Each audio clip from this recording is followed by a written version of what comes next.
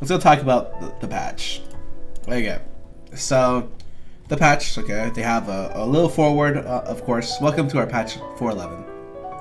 It's supposed to bring back new junglers, because there are really only 3 competitive junglers right now, through the introduction of the new Spirit Golem, whatever, yada yada yada, League of Champions, yada yada yada. And pretty much what they say here in this paragraph is that, look, they can't make big changes with Worlds coming up. And I understand that, you know, that makes sense. You don't want to make big sweeping changes like removing Dragon. Like, that would be, like, stupid. Okay, but I understand. Okay, so they're trying to they're just trying to make small changes, but they're trying to increase the jungle stuff, whatever. And then this is a general thing.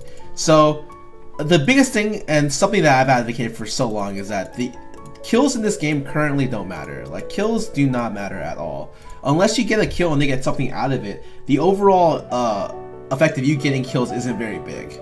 The main reasoning behind that is that when you get a kill, your kill spree increases, and then they immediately get less gold. They're worth less gold on the next death. And so I think the general idea right now is if you kill them 4 times, if you 4-0 them by 10 minutes, then if you kill them at 2 minutes, and then every 2 minutes after, you make a net gain of like X amount of gold. And then if you die and then give that gold to the jungler, or the jungle ganks you, and then the jungle gets a kill, so you get a 500 gold spree, and the assist is worth 250. The net gold that you've gained through going 4-0 in your lane is something like 250 gold. Like, it's nothing. And that's why, honestly, it's just not worth it to get kills. Like, getting kills is nice, like you can get snowballed, but getting kills is like a way for you to get more objectives, or a way for you to control the game, a way for you to deny meaningful like farm from the opponent. Like, that's the reason why you kill people. You don't kill people to get kills, and I think that's bad. I think one of the main focuses of this game, both as to be a better spectator sport and to be more enjoyable, is that people enjoy killing stuff. I enjoy killing stuff. That came out wrong. I enjoy killing champions in League of Legends, but it's just like much better that it's like that, because I just feel like it's a much more enjoyable state of the game. Like, that's the kind of meta, or the kind of overall, it's not even meta, it's the overall nature that I enjoy in general. And so with that, that's like the foreboding to this, is that, look, they wanted to reduce anti-snowballing, because you wanted to make it so, like, Riot acknowledged that, okay, so they were just like, okay, so this is a problem that kills aren't worth anything, so we're gonna try to decrease kill gold, or sorry, increase kill, what is this? Yeah, decrease the amount of gold you give up for being ahead. Like, if you get a spree, you're not worth 500 gold after 5 kills, which is actually pretty big. Like, it means you cut like 100 gold off, so that's a start, you know, that's a good way to do it. I think that's great. The bounty reward system, amazing. Like, that's the small step you want Riot to do to make the game better, and to be less oriented about objectives and more oriented about kills and how kills are good for you. And some people might be like, well, what if, might respond, you know what, Scarra, I really like objective-based gameplay. Like, I feel like teamwork should be rewarded, and teamwork really shows off objectives, and to some extent I agree with you. Certainly I'm not going to argue with that. I too like teamwork and teamwork oriented stuff. The problem is when the trade-off is too much. Like, for instance, and this is just something that I've noticed throughout this season specifically. Remember last season, we had a lot of different regions, and the most polarizing region, one of the most polarizing big region was China. China, millions of gamers, they create their own meta. Their meta was very tower diving, very bloodthirsty. Like, it was like a battle royale. When you watch Chinese games, you knew you were going into a bloodbath, and it was really enjoyable to watch. And then you had like a kind of a more calculated gameplay from OGN, kind of a different style from NA teams. Like, each individual NA team had like a different style. It was C9 style pretty much, and then they just tried to emulate it. And then you had European teams which played a little bit more, less aggressive, but more like it was like something more objective based, but not as good as Korea. Is what it came down to. But let's just say there was a lot of different ways to play the game. You either were like really kill heavy, or you were like objective focused. You wanted to dive, you wanted to farm. It's just all these kind of ways you could play the game, and I truly believe that at that time you could play the game however you liked it if you're good enough. If you're a good enough team and you wanted to just, if you had the best team fighting in the game and you just went and you were so good at laning that you could lane for 50 minutes and team fight, great. NIP did that. That was the Lemon Dog strategy, man. Lane until you could just kill everyone because they were so good at laning. Like that was just that was it. But I feel like with the introduction of how they changed, they added anti-snowballing in the jungle, like increasing creep camp XP so that you can't really counter jungle someone, you can't put them significantly far behind, and then adding like assist sprees and then like the kill gold and stuff like that really decreased the cost of kills to the point where I feel like they are less and less relevant. And it's not just I believe, I know factually they're less and less relative than objectives. And throughout this season we've seen the worth of Dragon and the cost of Dragon go up and up. And the biggest thing that you can see from these changes, and why I brought up China as a big example, is that when you see the Chinese team now, it is very different than what it was last season. You no longer see like these crazy dives. Like you see the best teams in China adapted to this style. In fact, every region kind of adapted to play a very similar sort of style.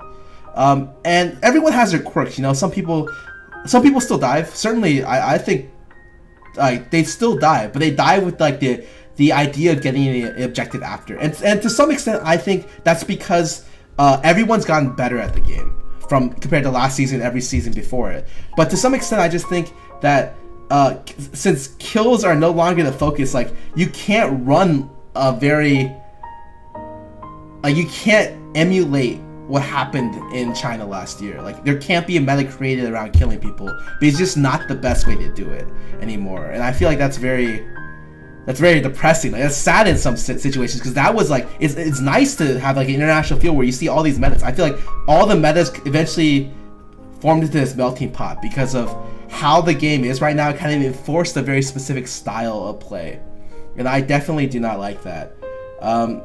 And I think this bounty reward system is great. It's a step in the right direction. I truly believe this was a great idea. Now these two are it's the opposite of what you wanted. And so right now the turrets now increase they do more damage on consecutive hits, and they target faster, as well as XP having like a longer XP range. Like 1400 range is insane. The mid lane is only like 4000 range long. Like you cannot. This effectively means you can't zone mid lane anymore, or the area that you have to zone means that you will be always susceptible to jungle ganks. I feel like this promotes anti-snowballing, and promotes more aggression, more bloodthirsty, like you like enjoy kills, and these two completely counteract what this tried to do. So this means you want to dive turrets less. Like you can't deny and force your lead. Like freezing is harder to do. It's harder to deny your opponents when you're ahead, and so I feel like it just feels weird. Like I do not think either of these changes were necessary. And in fact, I think these changes completely kind of counteract this change to a large degree. And I don't know what the point of this patch was, because if the point of this patch was to encourage anti-snowballing, but also make it so you can snowball better from after, to make it so you can't get dove, so you can recover from getting dove. I think that's weird, because right now, let's say if you're gonna test something, if you're gonna create an experiment, you wouldn't want to create too many variables, because it's hard to measure the effectiveness of each individual variable. And I feel like them having this is one very big variable that they need to test. And then these two as well are two other variables that are very game impacting. And if you add all three together at the same time, how are they going to get the data to know which of these three are the most, like how effective each of these three are individually? I feel like this patch is just going all over the place, and these two things especially I do not enjoy at all. In fact, I really dislike them to a high extent, because it's like, yeah, it's like before I don't know. Kills weren't worth anything, but now it's like kills are worth a little bit more, but they're counteracted by the fact that that you have to play like diving is extremely like much harder now. Like this is probably more than a 10% buff in terms of tower diving, just because of the turret selects targets faster. That's a huge change. I don't know how much faster, but if it's significant, that is like a huge change. And the worst thing is we don't get a number for this, so we just have to get a feel for how fast they select targets, and that's like, wow, like that's a shitty thing to play on as a competitive player. Like as a coach, how do I tell my players to like juggle aggro if they don't know how fast it like moves, or like, I don't know. I just, the end all be all is I just do not like these two changes at all. And maybe other people do, but that's my opinion. Okay, Braum, great early champion. I think the nerfs are fine, and they're valid. He was an extremely strong early game, and his passive is the main reason why. Nothing I really want to talk about there. Nothing to talk about Heimer. This is useless. This is funny, because Jax has the 3rd highest base health in the game, I think. And they just wanted to tone it down, so he's not as tanky and still does insane damage. I think it's fine. Whatever, Karthus didn't even get changed. So Kayle gets less attacks for level, and EE scales less. I really think the only thing they needed to do was that. Like, they just need to nerf intervention cooldown, because that was just extremely long. And they nerfed it by quite a bit. I definitely think this was a sizable nerf, and you'll see less Kayle play because of it. It just pushes Kayle away from being the most priority pick top lane to something like a more balanced pick around Lulu, like very close to Lulu, or even a little bit less than Lulu's current strength right now. They might have overdone it with the numbers, but you know, that's something that we'll have to play around with. Lucian, they know he's strong. I think he's okay. I don't think this even needs to be said. Like, I just think he's in a decent spot right now. Maybe, like, if anything, marginally too strong. Maokai changes are something I'm just gonna have to see. The mana reduction on all the abilities was really good. The W is the weirdest thing, is that it now does percentage maximum health, but they lowered the range. I think the range lowering was a huge deal. I'm not quite sure why they did that, but they made it scale with CDR. It'll just be a unique champion, because he also slows on impact as well. I don't know what to think about this champion. I just have to see it in action. I'm not really good at being able to see numbers alone and being like, okay, this is gonna be a good champion, unless it's just really obvious. Nihilus is passive now, his scales. It's whatever. It's like a small buff, but that's it. Nidalee, I think she's really good right now. I think the problem with Nidalee is actually that I don't think there's a problem with Nidalee. I think that they pushed this change out way too fast. They buffed her base stats for no reason, and they buffed like all of her abilities. I don't understand. I really don't. I think she's in a good spot right now, and buffing her right now is like, it's very questionable, because I really think she may be good right now, and this buff may push her to like really broken territories. I just don't see the point of the buff, especially because I feel like there hasn't been enough time for them to see how good or bad she is. No change. Scarra, they lowered his consistent DPS on Q. Kind of understand it, but I think this might have been a little bit rushed. But at least that's like a reasonable nerf. So it's not gonna break the champion. It's just gonna make him a little bit weaker. I can't say that that's too bad. So that's okay. Like, this is a nerf that I'm okay with. You can now cast Summoner spells while in pool. That's actually really nice. It's like a small buff though. It won't make him any more viable, but it'll just make him more interesting when you play him. Yasuo, his E now caps at 2 stacks. Not a big deal. That's it. You just won't be maxing. You won't see people max E all the way anymore. People typically only did 3 points anyways, but this is, yeah, it just does 2. Nihilus, or not Nihilus, sorry, Zac. Minor buffs on W. He got flat CDR scaling, which is really strong. Yeah, I just think it's actually really good. Small buff, but may bring him to become more viable, especially with the new Ancient Golem change. Ziggs got a minor nerf, won't do anything. He'd still be extremely strong. These 3 got their hitboxes increased, whatever. This is strange. I don't know why they increased the cost of Hunter's Machete, because it makes it a really awkward gold value back to where you can't buy a machete in 5 pots. You can only buy a machete in 4 pots. I don't know why they did that. In fact, I think that's kind of bad because a lot of tank junglers get kind of low. I don't know, some junglers get kind of low. I just feels like this pushes back a little bit the viability of certain junglers. Like, a leash is more necessary with this change.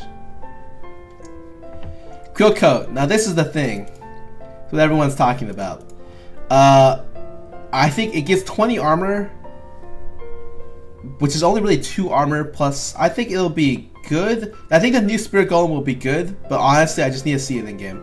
They added armor and bonus health, which is actually insane. Percentage bonus health scaling on Spirit Golem, and they added sapping barbs, which is pretty unique. I just need to see this in action. I can't look at the numbers and see how good it'll be. What only worries me is this machete price. Like, I have no idea why it's like this. I honestly have no idea. Essence Reaver, great buff. No, this is the buff I was looking for, because Essence Reaver as an item alone is really bad. Like, even when you're buying it for specific builds, it's still, I feel, very bad.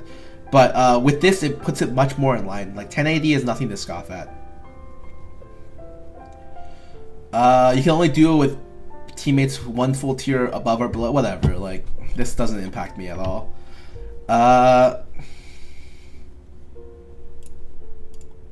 Public chat rooms, whatever, disabled. I don't even care. I don't care. Yeah. Okay. So that was the patch preview. Let me go ahead and look to what subscribers I had during that. But generally, I think I liked like 50% of the patch or less. Like, I probably only liked. I said I liked 60% of the patch, but now that I think about it, that turn nerf and the range on XP is enormous for competitive play, and I feel like that is very, very bad. And I honestly do not like this patch that much. I can safely say that this is probably one of my least favorite patches going into this season. Just the scope of the changes, like how big they are, and like how it feels like there's not really direction in the balance. I feel like they wanted to do 2 things that were very different from each other in the same patch, and there's really no way to evaluate how good X, Y, or Z change will be. So that's pretty much it for my patch overview. I think, yeah, general feelings is that I just don't like this patch that much. It doesn't solve the problem of making kills more important, because it introduces 2 boundaries that make it harder for aggressive plays to happen. Alright, so let me go down here. Boondocks1, thank you for subscribing, man. Sorry, I didn't say your name while you're subbing me up. The main reason is I wanted to go through the whole patch before I said anything else. And of course I didn't want to read chat either, because I just wanted to go through the... Yeah, like, if the goal of this patch was to increase tank junglers to the game, it might have done that, sure, but I feel like it's made big impacts on every lane with other stuff that they've done.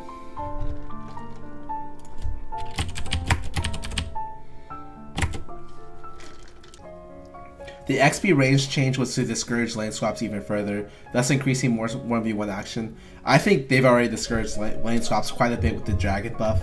I feel like the dragon buff was actually maybe overkill, and that them trying to encourage more 1v1 action doesn't even do that, because what happens is, like, it discourages like dives. It discourages like controlling the wave to like build up a wave and diving it, because the dives are really, really hard now, and you can't push your lead as hard as you could because there's an XP buffer, range buffer now, especially mid lane. Like, you can't zone mid lane. That's it. Like, I just feel like it took away from the game, and I do not enjoy that. Like, I don't mind them adding jungle timers or whatever, because I feel like it didn't take away from the game. It just made it so like stuff that was already necessary is now given to everyone.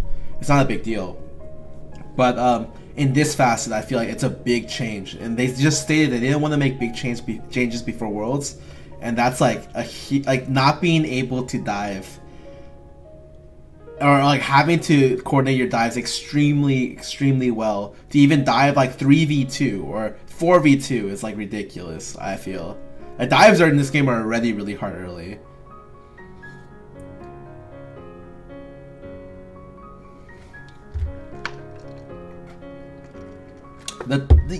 The turret change just decreases aggression. That's it. I really don't like that. So what happens is it's just like, well, like I want there to be aggressive. I feel like the game should be catered around aggression because it's better to see kills as a spectator. It's better to kill as a spectator. I don't mind anti-snowballing being in the game as long as there's adequate snowballing things in the game as well. And I just think there's just like there's too much on the anti-snowballing right now, and it limits aggressive play. Like you want to be able to dive turrets but have like a drawback to it, and now the drawback is like really big. Especially the worst thing is that they didn't tell us how fast the turrets got buffed in terms of targeting. Like what kind of, for even as a pro player, like am I gonna have to go to Riot and ask him the numbers for that? Like, is it a 10% increase? Do they target 50% faster? Like, what am I what am I doing? Like, that's the thing. It's just like I'm really frustrated that I just don't know.